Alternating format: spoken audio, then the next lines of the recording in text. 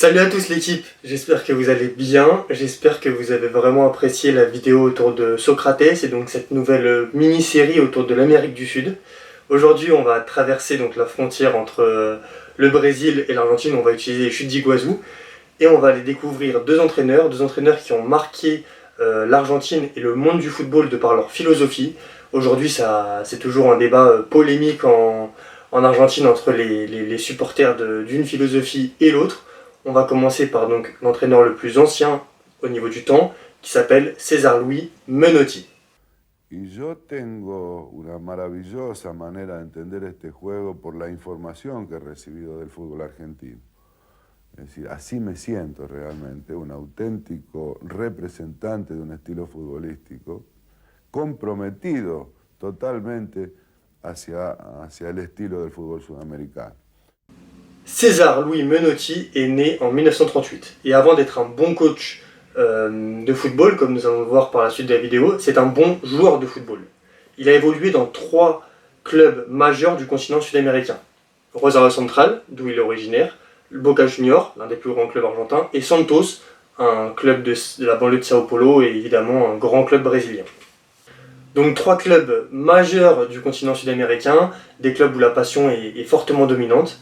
Et donc César Luis Menotti est décrit par ses compères ou par les suiveurs comme un superbe milieu de terrain, très technique, très beau à avoir joué, très fin techniquement. Malheureusement, il n'est peu efficace.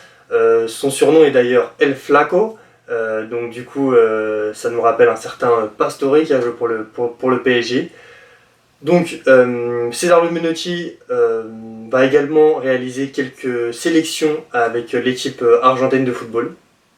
Puis, donc Menotti va mettre un terme à sa carrière en tant que joueur en 1969. Il va prendre quelques années de repos, notamment une, et en 1970, il décide de se rendre tout seul, par ses propres moyens, à la Coupe du Monde 1970 qui se déroule en Mexique. Et c'est un peu péché pour un Argentin, mais lors de cette Coupe du Monde, il va tomber amoureux, red dingue, du jeu proposé par donc la Seleção, la sélection brésilienne. Comme je le dis, c'est un peu péché pour un Argentin d'admirer la sélection brésilienne, tant il y a de rivalité entre ces deux grandes nations en termes de football.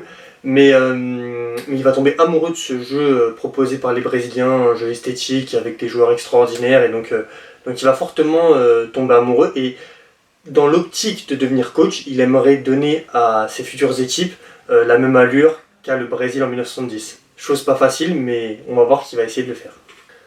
Donc Menotti va commencer comme assistant coach au Newell's Old Boys, qui est un club de Rosario, un club dans le championnat argentin, avant une année plus tard de prendre les rênes en tant que coach principal d'une équipe historique et mythique du championnat argentin qui s'appelle les Hurricanes. Les Hurricanes avaient un passé glorieux donc avant l'ère professionnelle, mais quand Menotti va reprendre le club, les Hurricanes sont un club moyen de première division, donc dans le ventre mou de la première division argentine, éclipsé par les gros clubs donc de Buenos Aires qui commencent à se révéler comme le Boca, comme River et comme le Racing. Surtout qu'on va refaire un petit contexte historique. Avant 1960, le championnat argentin était un championnat où les équipes s'exprimaient de manière on dira esthétique, offensive. Les coachs essayaient de jouer d'une manière avec une certaine possession, une certaine construction de jeu. Malheureusement, il va arriver la Coupe du Monde 1960. Et en 1960, un match, durant la Coupe du Monde, un match va marquer l'Argentine. L'Argentine va perdre 6-1 contre la Tchécoslovaquie. Et donc, il y a une forte remise en question du côté de l'Argentine, parce qu'elle se dit, ok, on joue bien au football, mais on est vachement en retard physiquement et sur le plan tactique par rapport à d'autres nations européennes, notamment les nations de l'Est, qui leur ont marché dessus, littéralement 6-1. Et donc du coup, le football argentin doit se réinventer. Donc entre 1960 et 1970, l'Argentine essaye de changer sa façon de jouer au football, notamment à travers les clubs, où on va se diriger vers quelque chose de beaucoup plus tactique, beaucoup plus pragmatique, axé sur le résultat, moins sur le contenu, donc moins de joueurs fins techniquement, beaucoup plus axé sur le physique. Et donc voilà, l'Argentine perd un petit peu son essence même du jeu. Mais comme on l'a vu au début de la vidéo, Menotti qui a assisté à la Coupe du Monde 1970 et qui a vu ce Brésil incroyable avec un style de jeu s'imposer, veut redonner, veut repartir en Argentine et donc redonner aux Hurricanes cette façon de jouer que l'Argentine avait adoptée avant les années 1960, un jeu esthétique, un jeu porté vers l'avant, un jeu offensif, et on va le voir par la suite, qui va porter ses fruits. Donc Menotti arrive en 1971 chez les Hurricanes. Pendant 2 ans, il va essayer de donc, développer cette philosophie de jeu qui n'est pas facile à mettre en place. Il faut un peu de temps pour changer les mentalités, changer les joueurs, et changer surtout, donner un fond de jeu à son équipe. Donc les 2 premières années sont intéressantes, mais il ne va pas faire de résultats extraordinaires. Par contre, on arrive en 1973. Et là, en 1973, donc, Menotti va pouvoir s'appuyer sur un joueur qui va arriver dans son équipe qui s'appelle Daniel Ousmane. C'est un ailier qui a beaucoup marqué le football argentin. C'était un joueur créatif, dynamique, un ailier qui était vraiment technique. Donc, Ousmane était surnommé El Loco, et pour vous prouver à quel point il pouvait être quand même fort, même Maradona va dire ces mots-là. C'est le plus grand joueur que j'ai vu en termes de dribble, en termes d'inventivité et en termes de technique. Donc Menotti avait posé les bases durant ces 2 premières années en installant un jeu avec un pressing haut, un pressing tout-terrain, un jeu de possession, donc récupérer vite le ballon et garder le ballon, un jeu porté vers l'avant, technique. C'était vraiment un vent d'air frais, un vent nouveau sur le football argentin avec cette équipe des Hurricanes, et donc avec l'arrivée de Ousmane qu'on vient de voir et d'un autre joueur qui s'appelle Brindisi, donc 2 joueurs qui vont pouvoir sublimer encore plus ce collectif en 1973. Et donc en 1973, Menotti, les Hurricanes, est emmené par ce collectif, mais également par 2 joueurs de classe comme Ousmane et Brindisi, vont réaliser une saison assez extraordinaire, des séries de victoires en 5 ou 6 victoires, une défaite, 5 ou 6 victoires, une défaite, mais donc des séries de victoires énormes. Et donc les Hurricanes vont devenir champions en 1973-1974, et la performance est remarquée et remarquable au vu de la dominance des grands clubs argentins comme Boca Juniors, River Plate qui se partageaient les titres jusqu'à présent, et surtout avec la qualité de jeu que peuvent proposer les Hurricanes. Il faut quand même que vous notiez ça. Menotti va emmener les Hurricanes au titre en 1913, et c'est le seul titre des Hurricanes de l'ère professionnelle, et qui est encore jusqu'à présent. Jusqu'à présent, les Hurricanes n'ont plus jamais regagné après Menotti. Donc Menotti est évidemment félicité pour cette année. Il est reconnu pour sa philosophie de jeu, pour ce qu'il a apporté, ce qu'il apporte au football argentin. Et donc les Hurricanes sont champions, et en 1974 se déroule une Coupe du Monde qui va être ratée par l'Argentine. Ils vont évidemment évincer le coach en place, et donc qui va pouvoir prétendre à cette place mieux que Menotti? Évidemment, il va être engagé par la sélection argentine pour prendre le poste de coach principal. Mais la tâche va se présenter de manière très compliquée. 2 points qui vont être clés. Les sélections de Buenos Aires, donc Boca Juniors et River Plate, qui sont à l'époque des clubs dominants qui ont des grands joueurs, vont refuser de mettre à disposition les joueurs pour la sélection argentine. 2e point, donc du coup la dictature commence à s'installer en Argentine, et donc ça va être beaucoup plus compliqué pour un coach de football de pouvoir d'avoir les mains libres sur la sélection argentine.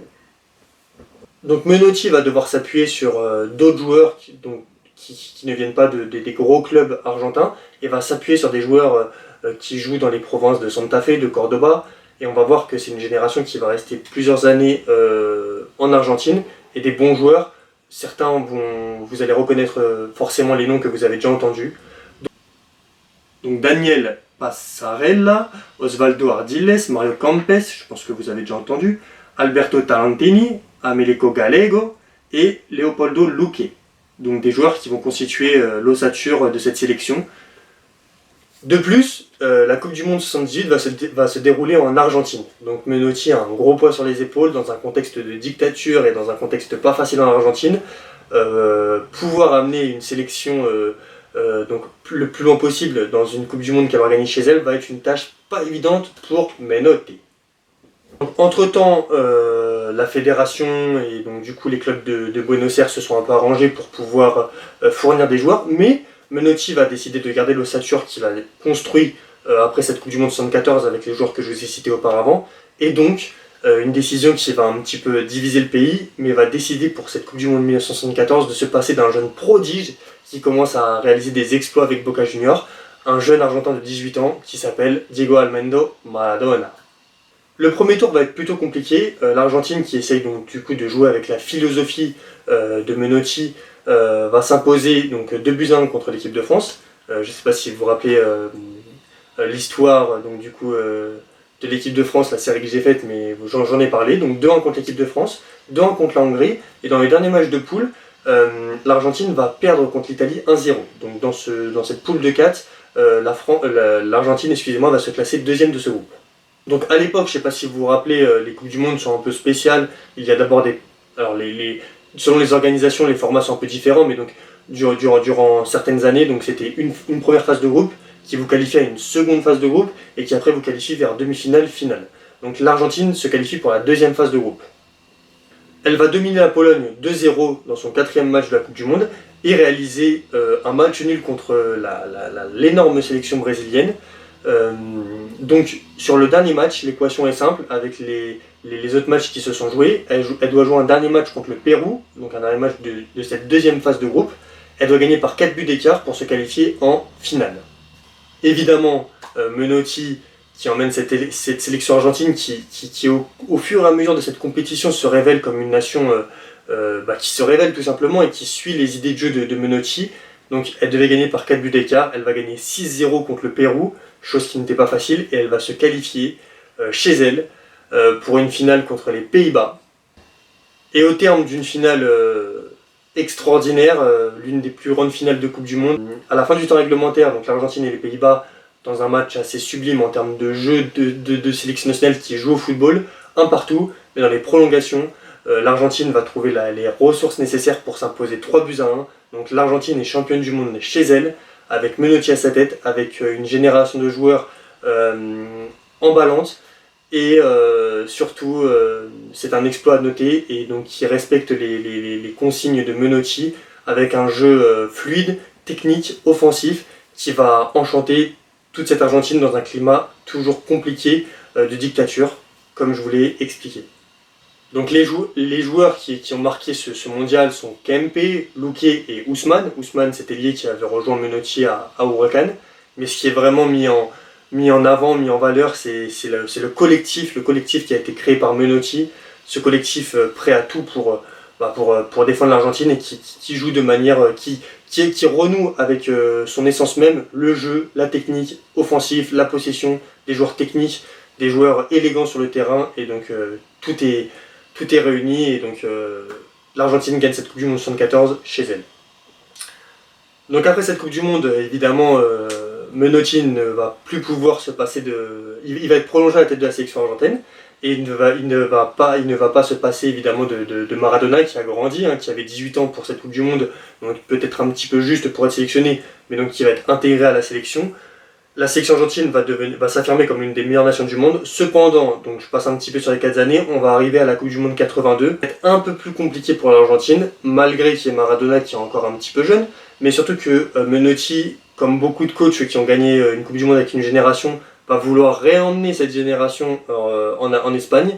Malheureusement, cette génération est un peu vieillissante, un peu plus lente, c'est un peu plus compliqué d'exercer des pressings tout-terrain ou de respecter les consignes de jeu de Menotti. Donc du coup, défensivement, ça va être très dur pour cette sélection en 82. Donc en 82, elle va passer le premier tour de groupe, mais dans la deuxième phase de groupe, elle va se retrouver dans le groupe de la mort, le groupe qui réunit le Brésil, donc de Socrates, Zico, l'Italie, la future championne du monde 82, et donc l'Argentine.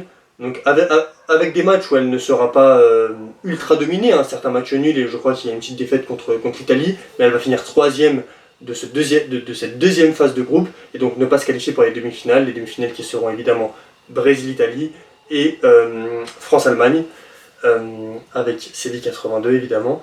Et donc l'Argentine retourne au pays, donc un peu déçue de cette Coupe du Monde, elle était tenante du titre en 78, et donc en 82 elle ne va pas réaliser le même parcours.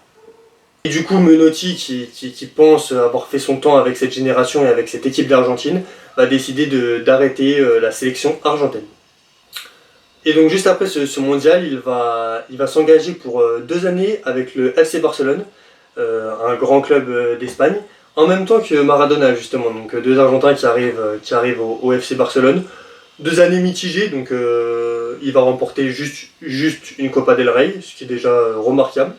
Et puis après cette expérience donc espagnole, européenne et donc barcelonaise, il va retourner un petit peu en Amérique du Sud, il va entraîner Boca, il va traverser le Rio de la Plata et donc entraîner en Uruguay, donc il va entraîner le Peñarol.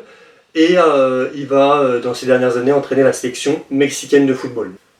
Donc cette deuxième partie de carrière post-sélection argentine est un peu plus compliquée pour Menotti, mais quoi qu'il en soit, dans son pays, il aura marqué les esprits par cette Coupe du Monde 78 qu'il a remportée, et surtout par son Huracan, qui aura marqué les esprits, qui aura amené une nouvelle philosophie en Argentine.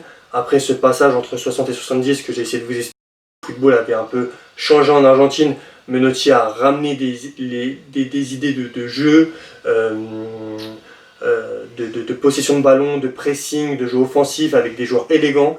Et donc du coup, Menotti est vraiment reconnu comme un grand architecte du football argentin. D'ailleurs, un courant de pensée donc d'entraîneur lui a accordé, qu'on appelle le menottisme, qui va être opposé à un autre entraîneur qui a pris la sélection argentine dans les années futures et que nous verrons dans la prochaine vidéo. Donc c'est la fin de cette vidéo, j'espère que vous avez apprécié. La prochaine vidéo va arriver très vite parce que on oppose la philosophie du menottisme face à une autre philosophie. Je n'ai pas envie encore de vous dire le nom, j'espère que vous allez le deviner ou que par vos propres recherches vous irez voir un petit peu le nom du prochain antagoniste que nous allons présenter. En tout cas on se retrouve très vite et j'espère que vous appréciez toujours le format des vidéos. Salut!